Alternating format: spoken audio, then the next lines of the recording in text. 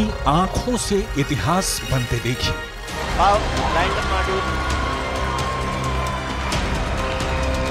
के गड़गड़ाहट महसूस कर सकते हैं कि आप अपनी स्क्रीन पे देख सकते हैं कि हम चांद के जिस हिस्से पर कोई नहीं पहुंच पाया, वहां अब भारत पहुंच गया है।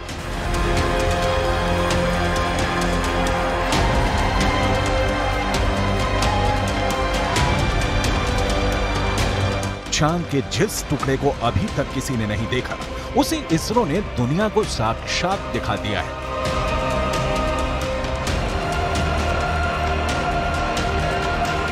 यह मुमकिन हो सका है चंद्रयान 3 के चांद के दक्षिणी ध्रुव पर सॉफ्ट लैंडिंग से।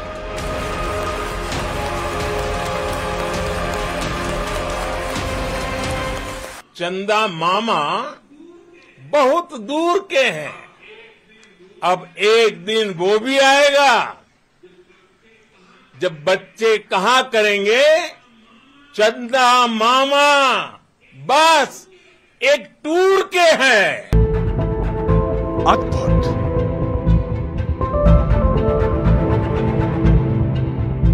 अविश्वसनीय,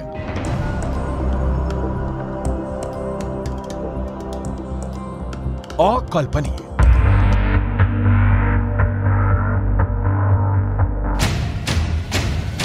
चांद के दक्षिणी ध्रुव पर सॉफ्ट लैंडिंग करने वाला भारत दुनिया का पहला देश बन गया है। चंद्रमा के दक्षिणी ध्रुव पर भारत की अमिट छाप छोड़कर भारत का चंद्रयान 3 ने वर्ल्ड रिकॉर्ड बना दिया है। चांद के दक्षिणी ध्रुव पर उतरकर उसके दीदार करने का सपना ऐसे तो दुनिया के सभी बड़े बड़े देश देख रहे थे, लेकिन जीत का सेहरा भारत के सिर सजा है।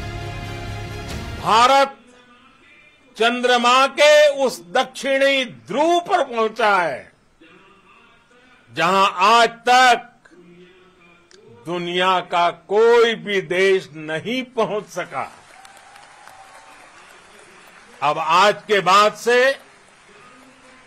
चांद से जुड़े मिथक बदल जाएंगे, कथानक भी बदल जाएंगे और नई पीढ़ी के लिए कहावतें भी बदल जाएगी।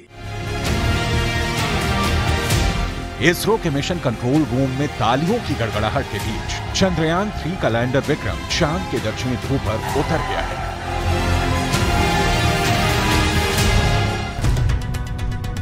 इसरो के मुताबिक चंद्रयान 3 के 3 अहम मकसद हैं। पहला, विक्रम लैंडर की चांद की दक्षिणी सतह पर सुरक्षित और सॉफ्ट लैंडिंग।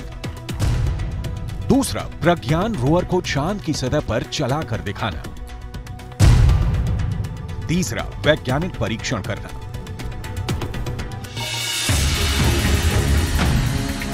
चांद के दक्षिणी ध्रुव की धरती पर दस्तक देना ये एक ऐसा प्रोजेक्ट था जिसे ना तो अमेरिका का नासा पूरा कर सका, ना यूरोपियन यूनियन की स्पेस एजेंसी कर पाई। चीन तो सिर्फ सपना ही देखता रह गया। रूस का सफर आखिरी मुकाम से पहले धड़ाम हो गया, लेकिन भारत का चंद्र मिशन अब विश्व विजयी अभियान बनकर सामने आया है।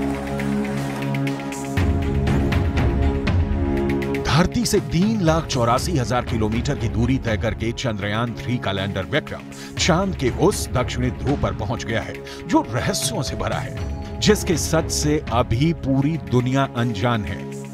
भारत के उदयमान भाग्य के आह्वान का है। अमृत काल की प्रथम प्रभा में सफलता की ये अमृत वर्षा हुई है। हमने धरती पर संकल्प लिया और चांद पर उसे साकार किया। और हमारे वैज्ञानिक साथियों ने भी कहा, India is now on the moon. आज हम अंतरिक्ष में नए भारत की नई उड़ान के साक्षी बने हैं।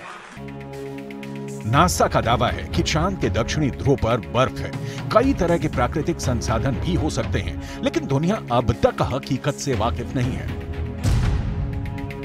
लेकिन अब विक्रम लैंडर के साथ गया प्रज्ञान रोवर इसे मुमकिन कर देगा। प्रज्ञान रोवर और विक्रम लैंडर 14 दिनों तक चांद के दक्षिणी ध्रुव के हर रहस्य से पर्दा उठाएंगे।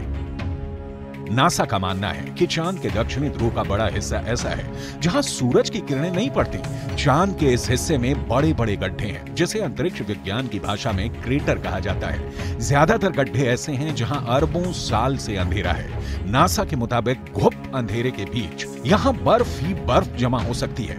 चांद के दक्षिणी ध्रुव पर जमी बर्फ का विश्लेषण अब चंद्रयान 3 के विक्रम लैंडर के साथ गया प्रज्ञान रोवर करने वाला है।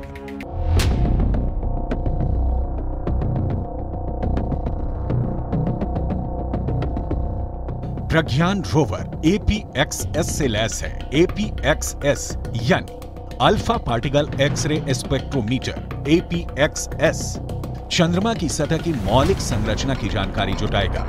यह चांद की सतह पर केमिकल और मिनरल का अध्ययन करेगा। वो चंद्रमा के दक्षिणी ध्रुव की सतह की रासायनिक संरचना का पता लगाएगा। वहीं रोवर में लगा लिप्स यानी laser induced breakdown spectroscope landing site के आसपास की चांद की मिट्टी और चट्टानों में मैग्नीशियम और एल्यूमिनियम जैसे रासायनिक तत्व किस अनुपात में मौजूद हैं, इसका विश्लेषण करेगा। रोवर जो डेटा इकट्ठा करेगा उसे लैंडर के पास भेजेगा। लैंडर उसे प्रोपल्शन मॉड्यूल के पास भेजेगा। प्रोपल्शन मॉड्यूल में एस बैंड ट्रांसपोंडर भी लगा है जिसका सीधा संपर्क इंडियन डीप स्पेस नेटवर्क के पास रहेगा।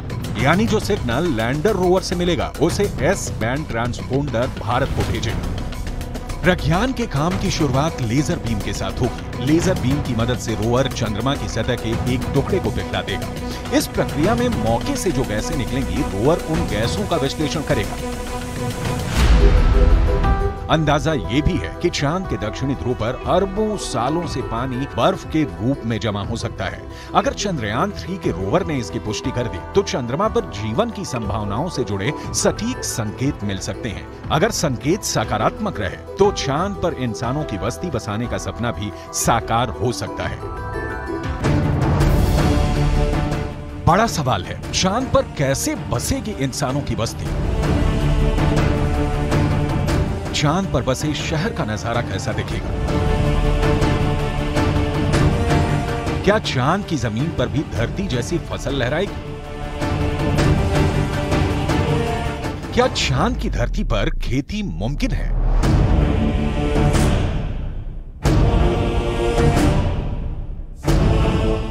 विज्ञान कहता है कि चांद पर अभी इंसानों के रहने लायक वातावरण नहीं है, लेकिन नासा का कहना है कि आने वाले वक्त में चंद्रमा की धरती को रहने लायक बनाया जा सकता है। लेकिन दावे के मुताबिक चांद पर बसने वाली बस्ती नहीं होगी सस्ती। अंतरिक्ष में चंद्रमा धरती का सबसे करीबी पड़ोसी पिंड है। पिछले 6 दशकों में इंसानों ने 100 से भी अधिक मून मिशन को अंजाम दिया है। सभी मिशन को कामयाबी नहीं मिली, लेकिन इन मिशन ने चांद को